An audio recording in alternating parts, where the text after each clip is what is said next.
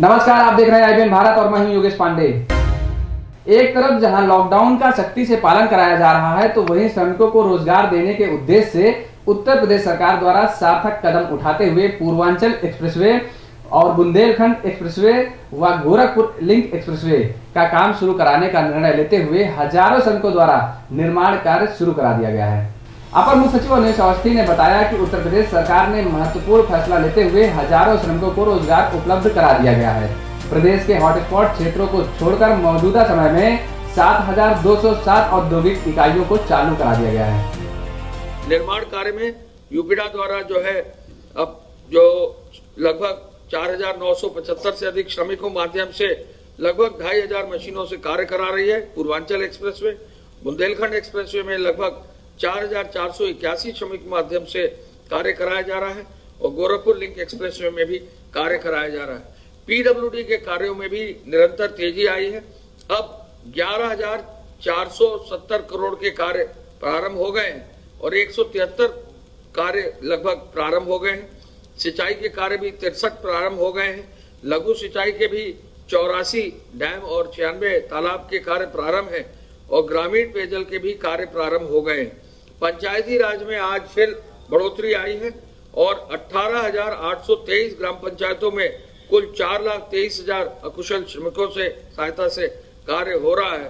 तो ये भी एक बड़ी संख्या में लोग कार्य कर रहे हैं। अलीगढ़ में कोरोना के मरीजों की संख्या में लगातार इजाफा दिख रहा है। अलीगढ़ में रविवार को कोरोना के 5 नए केस मिले हैं, जिसके बाद जनपद में अब कोरोना मरीजों की संख्या 14 हो चुकी है। साथ ही जिस क्षेत्र में मरीज पाए गए हैं उस क्षेत्र को हॉटस्पॉट घोषित कर दिया गया है। डीएम चंद्रभूषण ने बताया कि कोरोना मरीजों में फिलहाल तबलीगी जमात का एक भी मरीज नहीं है। एक व्यक्ति तबलीगी जमात का था जिसकी रिपोर्ट निगेटिव आई। बाकी जो भी मरीज मिले हैं वो मेडिकल इन्फेक्शन के कारण हुए हैं। अलीगढ़ में अब 14 मरीज कोरोना पॉजिटिव हैं, तो वहीं कोरोना से एक मरीज की मौत हो चुकी है और एक मरीज ठीक होकर अपने घर भी जा चुका है। उन्होंने बताया कि उस्मानपाड़ा में कोरोना के 5 मरीज हो गए हैं, इसलिए इस क्षेत्र को अब हॉटस्पॉट घोषित कर दिया गया है। पूरे क्षेत्र को सील कर दिया गया है और क्षेत्र को सैनिटाइज कराया जा रहा है।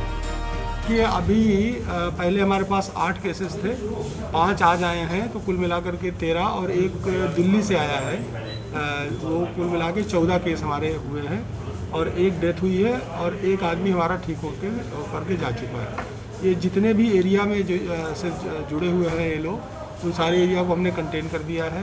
उस्मानपाड़ा में 5 से अधिक केस हो गए, इसलिए उनको हमने हॉटस्पॉट बना दिया है। ऑलरेडी वहाँ पे मेडिकल की टीमें लगी हुई हैं। रैंडम सैंपल हम लोग इकट्ठा कर रहे हैं। हमारे यहाँ का जो भी ये हो रहा है, ये क्योंकि तबलीगी जमात का यहाँ एक आदमी था, वो भी शुरू से ही उसका निगेटिव आया है और यहाँ पर जो भी हुआ है मेडिकल इन्फेक्शन से, मेडिकल कॉलेज के माध्यम से जो इन्फेक्शन आया है उसके माध्यम से केसेज आ रहे हैं। तो जो एरिया प्रभावित है उस एरिया में हम लोग पूरी दृष्टि रख रहे हैं, उसको कंटेन कर रहे हैं, उसको सैनिटाइज करा रहे हैं और वहाँ पे मेडिकल टीम है हमारी और होम डिलीवरी, ये सारा चीज़ें करी जा रही हैं। और उस एरिया में कोई भी प्रतिष्ठान या कोई भी दुकान या कोई भी सार्वजनिक स्थान कोई खुले हुए नहीं है, उस चीज़ को हम लोग इंश्योर करा रहे हैं। आज जो 5 आए इसमें कोई बाहरी भी है क्या? नहीं, इसमें कोई बाहरी नहीं है। इसमें एक तो जो जीवनगढ़ी जो जंगलगढ़ी का है वो ऑलरेडी कॉन्टैक्ट का है, जिसका हमने सैंपल लिया था। इसके फादर इसके जो मेराजुद्दीन है उससे रिलेटेड है। इसी प्रकार से जो नीबरी वाला है वो भी जो उससे जुबैर से रिलेटेड है।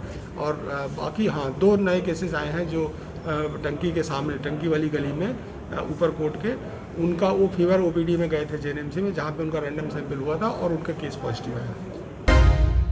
कोरोना रूपी वैश्विक महामारी के बाद चल रहे लॉकडाउन से प्रत्येक वर्ग के लोगों को समस्याओं का सामना करना पड़ रहा है। इसी कड़ी में मदरसों में आधुनिक विषय पढ़ाने वाले दर्जनों शिक्षकों ने प्रधानमंत्री से मानदेय की गुहार लगाई है। इनका कहना है कि 45 महीने से मानदेय की आस लगाए हुए ये लोग बैठे हुए हैं और अब भुखमरी की कगार पर आ गए हैं। दरअसल आपको बता दें कि ये शिक्षक पीएमओ को ऑनलाइन मानदेय मांग पत्र भेज रहे हैं। लॉकडाउन के चलते शिक्षकों की आर्थिक स्थिति और भी बिगड़ रही है। दरअसल इन शिक्षकों का कहना है कि पिछले 4 वर्ष से केंद्र और प्रदेश सरकार के बीच 60 और 40 के अनुपात पर मानदेय का भुगतान रुका हुआ है। मुख्यमंत्री योगी आदित्यनाथ ने प्रदेश का हिस्सा देने के लिए केंद्र को पत्र भी लिखा, बावजूद इसके मदरसा शिक्षकों को मानदेय का भुगतान नहीं हुआ। सुनिए इन शिक्षकों का और क्या कुछ कहना है। मैं हामिद अंसारी, सरकार के मानव संसाधन विकास मंत्रालय द्वारा संचालित मदरसा आधुनिकीकरण योजना SPQEM के अंतर्गत मदरसा आधुनिकीकरण शिक्षक के पद पर कार्यरत हूँ। मेरा सत्र 2016-17 से अब तक कुल 45 महीने का केंद्रांश बकाया होने के कारण पहले ही आर्थिक संकट से जूझ रहा था। लॉकडाउन के कारण भूखमरी की नौबत आ गई है। अतः माननीय महोदय से विनम्र अनुरोध है कि इस संकट से उबरने हेतु मेरा 45 महीने का केंद्रांश जारी कराने की कृपा करें। मैं एहसानुल्लाह सिद्दीकी उत्तर प्रदेश के देवरिया जिले का रहने वाला हूं और मदरसा आधुनिक अध्यापक के पद पर कार्यरत हूं। मेरा सत्र 2016-17 से अब तक 45 महीने का केंद्रांश बकाया होने के कारण पहले ही आर्थिक संकट से गुजर रहा था, लेकिन लॉकडाउन के कारण मेरे सामने भुखमरी की समस्या आ गई है।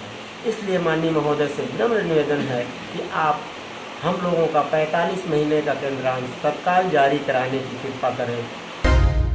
तो सुना आपने इन शिक्षकों को जिन्होंने अपना दर्द बयां किया और इस लॉकडाउन के दौरान किन परिस्थितियों से ये गुजर रहे हैं, और इसी विषय पर अल्पसंख्यक बोर्ड के रजिस्ट्रार साहब का क्या कुछ कहना है, सुनिए जरा। हेलो, अल्पसंख्यक बोर्ड रजिस्ट्रार साहब से बात हो रही है? हाँ, आरपी सिंह बोल रहा हूँ। 45 महीने से मानदेय की आस लगाए बैठे हुए हैं 25,000 शिक्षक मदरसे के। क्या इस पे क्या प्रोग्रेस है? ये भारत सरकार से पैसा जो आना है वो अभी भारत सरकार से कोई बजट जारी होगा तभी मिल पाएगा जी।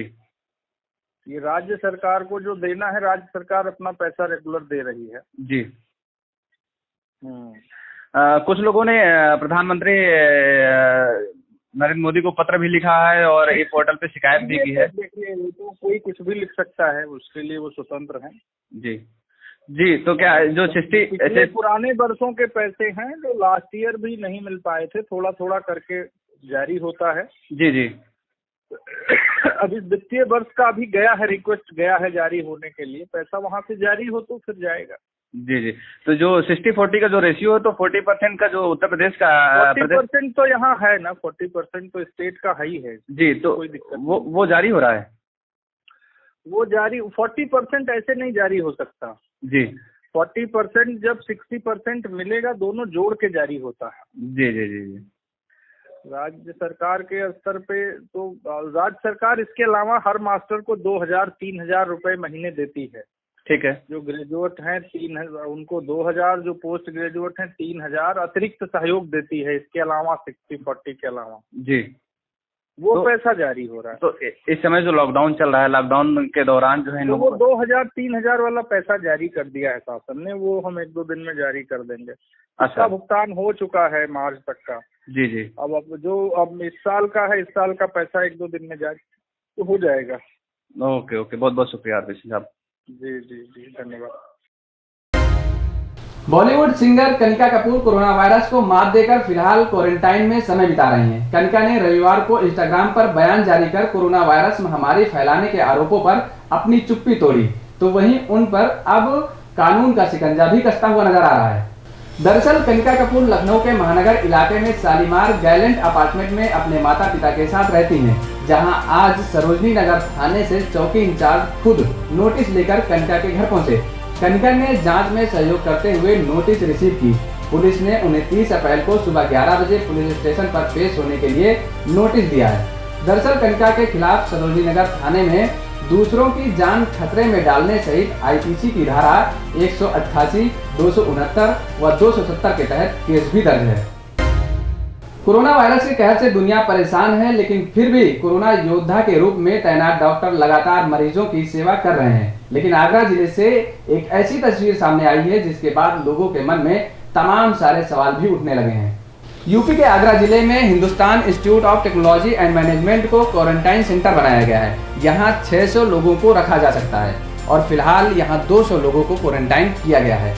कोरोना संक्रमण के डर से पीपीई किट पहनकर सरकारी कर्मचारी पानी की बोतल, बिस्किट लोगों को फेंक दे रहे हैं। यहाँ क्वारंटाइन किए गए व्यक्ति चैनल गेट के भीतर से हाथ बाहर निकालकर खाने पीने की चीजों पर टूट पड़ते हुए दिख रहे हैं। डीएम प्रभु नारायण सिंह ने इसका वीडियो सामने आने पर जांच के निर्देश दिए हैं, तो वहीं जांच में प्राथमिक तौर पर दोषी पाए गए वीडियो मनीष को सस्पेंड भी कर दिया गया है और साथ ही निर्देश भी दिए जा चुके हैं कि इसकी जांच निष्पक्षतापूर्ण पूरी तरीके से कराई जाए।